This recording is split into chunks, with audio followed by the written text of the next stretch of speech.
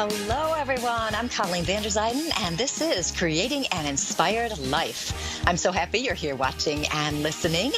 My purpose, my passion is to help you create that inspired life. And I do that as a medium, connecting in with our loved ones on the other side, as well as being a life coach. And as a life coach, I help people take action towards creating a better life, take action steps, figure out where they want to go and how they're going to get there. It's an awesome thing. I love my job. It's the best job you could possibly have, let me tell you. Today, what we are going to talk about is what's stopping you. I was talking to a client the other day, and she was telling me how much she hates her job and that her family wants her to start her own business. And she said, well, yes, I've thought about that. And she was telling me about it. She said, I've thought about starting my own business, but I don't really have the resources. I really don't have the money to do that. I can't really do that. No. And then I have a friend who was telling me she wanted to buy a house. And she says to me, I really want to buy a house, but I don't think it's going to work out because I can't find the right house. I can't find one in a good location. If I find one I like, it's too expensive. I don't really want to fill out the paperwork and do the loan. What is it that stops us from moving forward on things we want, from taking action on those things we say we want? We truly believe we want something. We say we do. And we'll say things like, I would really like this, blah, blah, blah, but, or I want to do this, but, and then we do nothing. Everything that follows a but, when we say but, and people will go, yeah, but, or I want this, but, everything that follows a but is fear masquerading as an excuse, which stops us from taking action. Okay, let me say that again. Everything that follows a but is fear masquerading as an excuse, which stops us from taking action. Think about that. We might not want to take a risk, like my client who is resistant to starting a new business. She has an underlying fear of not taking the risk, and so it shows up as a financial problem, an excuse for her. We might be uncertain about buying a house, like my friend, because we're not really sure if we can swing owning our own house. We may not be able to do it financially, or we're not sure about the other aspects that are involved in owning a house. We could be in a relationship that we know we need to be ending, and we say, I really need to break up with him or her, whoever, but, and when we say that, it's frequently followed by some excuse, but sometimes that excuse is a fear-based thing, that we're afraid of what's going to happen if we do break up with them. How are we going to handle that? We don't want to handle the emotions of things. We don't want to handle the changes. We don't want to be alone. There are so many fears we can have. On the other side of it, say we're looking for a partner. We really want to have somebody. We say, I've been looking and I can't find anything. I can't get what I want. But he's not out there. They're just not out there. I've only met losers. All the good ones are taken. So we have all these excuses, but it's not going to work anyway. But signals that we are letting our negative inner voice hold us back. The words that voice uses, that negative voice in our head, that traps us in our minds. It traps us in fears and beliefs of things we think are true, but they might not be. If you really do want something and you're not getting it, you might want to check in to see what kind of excuses you're using. I know sometimes people think excuses, are true. And there's probably somebody out there right now listening or watching who's saying, what, but, yeah, I'm hearing what you're saying, but those things really are holding me back. These things that are happening in my life, you don't understand. These things are happening in my life, and I can't move forward. I have no control over it. And then they don't believe what I'm saying. So they're already making excuses about this. Don't make excuses. My daughter does this great thing when I say something or somebody else says something, and it may not be true. She goes, is it really? And I just love how she says it. She goes, is it really?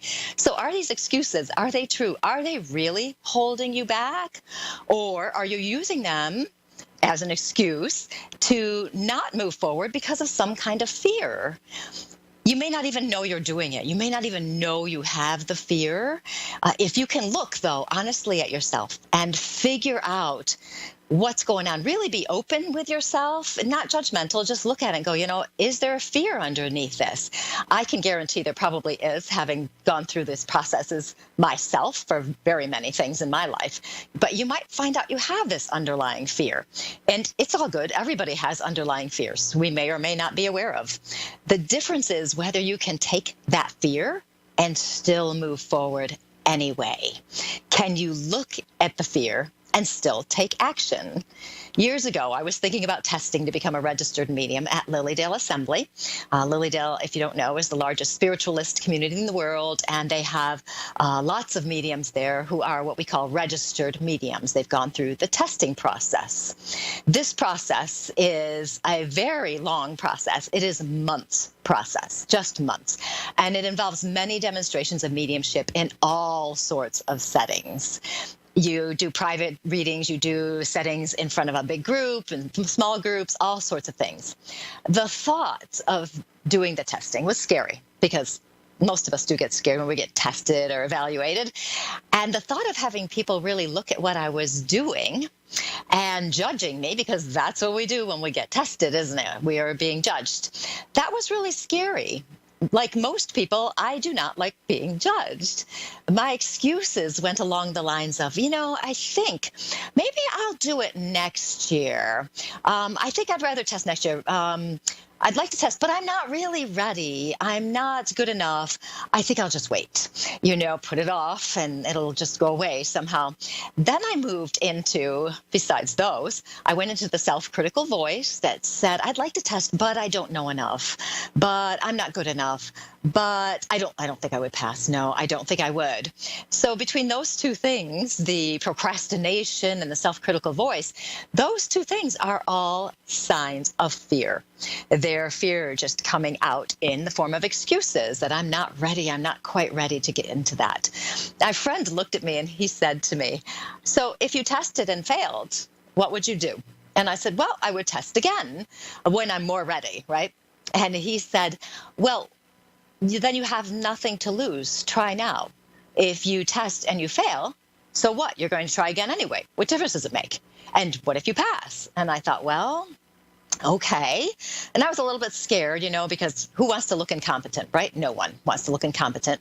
But I really wanted to be of service as a medium. And that's what the good mediums are. They're of service to other people. We want to help people. And I've done this my whole life, helping people. So it's just another aspect of me to do that. What ended up happening is it became more important to work with my fear, to go with my fear, to become a medium, to test, than it was to give up to the fear. I had to get past the nerves and the fear. So I ended up making the application and going through the process, which was very, very stressful. And there were many more moments of fear, outright fear. There were moments of questioning myself, doubting I had the abilities, telling myself I was crazy, all of that. But I kept going. And even with the fear, I kept going so that I wasn't going to let the fear stop me. You notice I didn't say the fear disappeared. It didn't disappear. We still have it, but we can handle it. But what I ended up noticing in the end of this testing process, before I knew the results, was that I had learned a lot about myself. I had kept going. I didn't let that voice stop me. I had to trust myself. I had to trust spirit. That spirit was going to come through, and that I was going to just do the best I could. That's all I could do, was the best I could do. And I learned, which is very important, that even in my fear, I could still take action. I could still do it by taking those small steps and just showing up every day, doing what I could to the best of my ability. I was actually controlling my life rather than surrendering to the fear and giving up. And in the end result, I did pass, which was awesome. And I was so grateful because I really didn't want to do that again. But the process really taught me a lot about myself. If you're struggling to achieve a goal, a dream, take a good, honest look at yourself and see what's stopping you.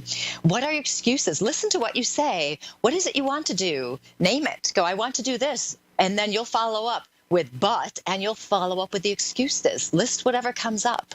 I want to buy a house, but I can't do this. I want to break up with my boyfriend, but I want to get a new boyfriend, but I want a job, but you'll find all these things that just show up. That gives you your answers. If you're willing to look honestly and openly at yourself, if you're right now going, oh, no, she's totally wrong. Well, you're not ready yet to look honestly and openly at yourself. Yes, we do have things that get in our way and stop us from moving forward, but those aren't the self-sabotaging things that we tend to attract to ourselves at times. If you want to, notice the fear.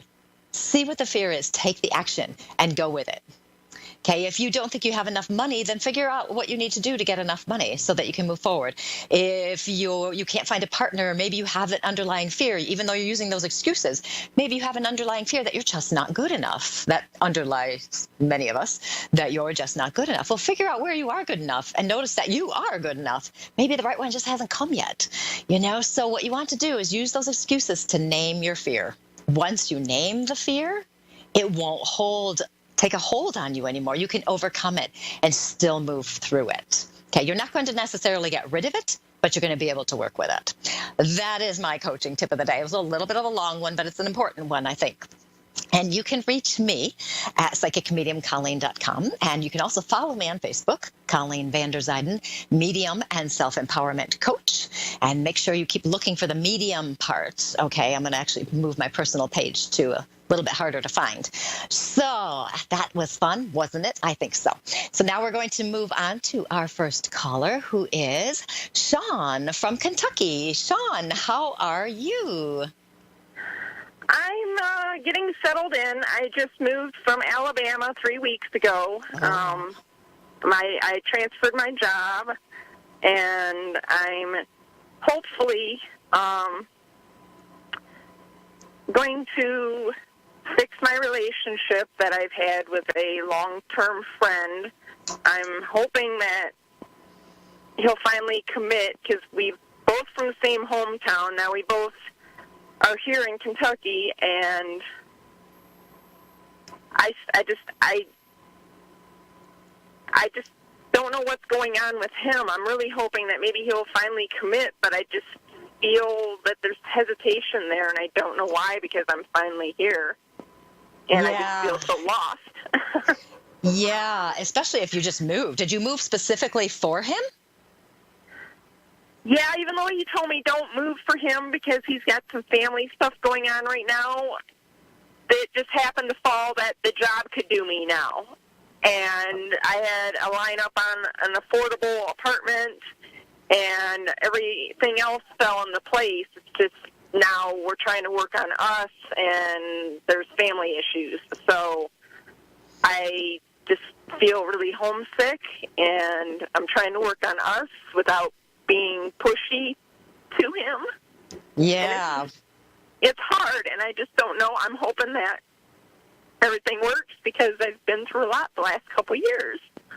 Yeah, and the thing is too that you actually have a very hopeful attitude about you. You are looking forward. You're trying to create things. You're doing just what I'm telling people to do all the time. You're taking action, and you're creating what you want to create. Now you understand, I'm sure you do, that we can't control another person, and I'm also sure that you're well aware that his hesitation could be an issue for you. I do feel his hesitation, and you're doing the right thing by not being pushy. Okay, I do want to tell you that, because he is one who is a bit, I'm going to use the word scared because I'm talking about that kind of stuff tonight, apparently. He's a bit scared about making a commitment because he's just not sure where he's heading. And I don't think it even has all that much to do with you, but more to do with him. I don't think he knows what he really wants, and I don't think he knows where he wants to go. I think you're moving there has put him in a little bit more of a scared state. And I'm not saying that to make you feel guilty or anything like that, but so that you recognize that he just has these fears. You've shown him that you're ready for a commitment, and that's who you are, which is a wonderful, wonderful thing. You're ready for a commitment, and he just doesn't know if he can handle it yet. So this is what I'm feeling with him. He's got some stuff he's got to work through. Okay, now with you, I know you want things, you want to know the ending, you want to figure it out, you want to make sure it's all good, and all of that. But we can't control that part of it. So I do want to ask you this question before I continue with my impressions of what is going to happen. Have you contemplated what you will do if the relationship doesn't work out? I don't know, because we've been going through a lot of stuff for the last 3 years because of stuff with his family. And we've been going really good at the long distance thing, and up till his dad went in the hospital, it felt like everything was falling into place, and then his dad got sick, and now, like you said, he's not sure what he wants, and I'm nervous and I'm scared because I really need him right now. Yes, and especially because you moved, and you're in a new situation. It's very hard to move someplace where you don't know that many people. It's, even if it is where you used to be, that all those other people aren't there anymore, so many people have moved on. I feel, this is what I'm feeling, okay? You be patient. You be patient. You be there as you can be there. You support him as he goes through the family issues. He is in his own state right now, okay? For you to need him could be the one thing too much for him. Now, this is a tricky situation because all of us have needs. You have needs, he has needs. And it's not always equitable. So, right now you have a great need because you moved. You moved and you're hoping that this is going to work out. He has a great need because he's got a lot of crap going on in his life too. So this is a tricky balance that you guys have going right now. If you can be patient and if you cannot put too much on him, you can be very kind and generous, helpful, and not put too much there. That will help him feel better. He will also see you for who you truly are, which is what I'm going to actually talk to you about right this second, because you are a very supportive person and you are there for people all the time and you want to be there for people. You've got to take very good care of yourself during this time, your own self during this time, so that you stay as healthy as possible, so that you can stay in that mental state of good as well, okay? You want to make sure you do that because this is a tough time right now. And if you can do this, if you can stay patient, you're going to have a much better chance of this relationship working out, okay? I'm not going to tell you that it's going to work out because I can't see it. And I'm not saying that. That sounds wrong. Okay, don't take that the wrong way. I'm not, don't say, I'm just saying I can't see the end of it. Okay, that sounded really bad. And I'm like, that's not what I'm seeing. So I don't want you to freak on that. I'm not seeing the end. I can't see if you're together or apart. I can't see the end. Okay, I see you still together for some time now, okay? I still see it. I know you're working on it, and you guys are trying hard to make it work. So you just keep following that path. And what I do want to tell you, this is more of a coach than as a psychic medium. Trust that whatever happens, no matter what it is for the absolute best. You had so many things work out to get you there, to get you where you are physically right now. There's a reason for that. Okay, there's a reason. And I don't know what the reason is, and we may not know for a bit of time now, but there's a reason why it worked out. So allow that to be good and allow that. You've got a job, you've got a place to live, you've got everything you need. We just have that one little aspect that's not quite where we want it yet. Okay, so just trust that it's going to work out the way it's supposed to. When I'm looking down the line, and then I should let you go because I will just talk. When I look down the line with you, I do see you together for some time more. So try to maintain that patience. And I think that you will be in a much better place in a few months. Okay. So just go with the flow right now. Go with the flow and Okay. and let things happen as they happen. You'll be okay. Okay, I better let you go, Sean. I Okay. would suggest you might want to go to my website, because on my website, psychicmediumcolleen.com, I have a lot of these radio shows posted and the videos, and I think I have one called Go with the Flow. So you might try looking it up and watching it. Okay? Okay. Okay. Okay, Sean, I'll send you lots of good luck. Thank you. I need it. Yeah, you do. I'll send it to you. Talk to you sometime. Bye. And that was Sean from Kentucky. And we are now going to move on to Hazel in England. Hazel, how are you today? I'm fine, thank you. Wonderful. How can I help you today? I don't know if I've got guidance. Okay. Are you looking for like psychic guidance, or do you have some kind of a problem you want to specifically talk about? Relationship. Okay. Relationships, man, they get in the way, don't they, sometimes? It seems like we have a lot of relationship issues, doesn't it? We are so brave to be in relationships. We really are. So you should congratulate yourself. I'm assuming you're in one right now and you have some questions about it then. Is that accurate? Yeah. Okay. And I'm getting the impression that you have quite a few questions, and you've been going round and round in your head. You have been really listing things. Are you actually sitting there weighing the pros and the cons? Yeah. Okay, because I want to actually write them down. And I'm feeling the pros and the cons going back and forth in your head. As I'm talking to you, I do have a spirit that touches in, so I do want to acknowledge that right away. I have a man who comes in right now, and he actually feels very fatherly, grandfatherly to me, more fatherly than grandfatherly. We'll see. I am feeling a heart issue and a lung issue, something like that going on in the chest that goes in my back as well. He's telling me that you're a smart woman, and he's telling me also that you know what you're supposed to be doing. He said you wouldn't be questioning if there wasn't good reason. Is that true? Yeah. And he's telling me there is good reason for you to be questioning. He says you know what's up. You know the deal. You know everything that's going on. And he says it's holding you back. Now, were you listening to my show in the beginning when I was doing my coaching tip? Yeah. Okay. That might be something for you to try. And what you could do is you can play it both ways. You can go, I want to break up with him, and see what comes out. I don't want to break up with him, and see what comes out. You might find an awful lot of information in those statements. What's stopping you from making a decision? Either way, okay? Now with you, I am feeling quite a lot of stuff going on in my chest breathing area with you, and I'm not saying you have a physical issue. That usually gives me a sign that this is really heavily weighing on you. Has it really been bothering you quite a lot? Yeah. Okay. And there's also the feeling of you having spoken and said what you need to say, but it's like it doesn't go through. Is that true? Yeah. Oh my gosh, you must be so frustrated. Are you very frustrated? Yes. Oh my goodness, honey.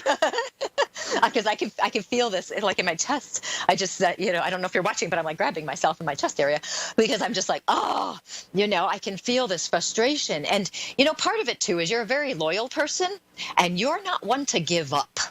Okay, you're not one to give up. You do everything you can to make things work and to try to do the right thing. This man I'm talking to on the other side, the spirit, he's telling me that it's all about you taking care of you. What you need to move forward and live the life you want to live. He says he understands there are consequences that could be a pain to go through and all of that. But he's telling me that you can handle pretty much anything. He gives me a very high opinion of you, tells me you're on top of things, you're very intelligent, you know what to do, you can pretty much handle everything that comes your way. You must be something. He really likes you. So there's this feeling of competence that comes with you. So just make sure you do what's right for you. I really am getting the impression you know what you're supposed to be doing, don't you? But I'm not doing it. But you're not doing it. I know. We all do that. We really do.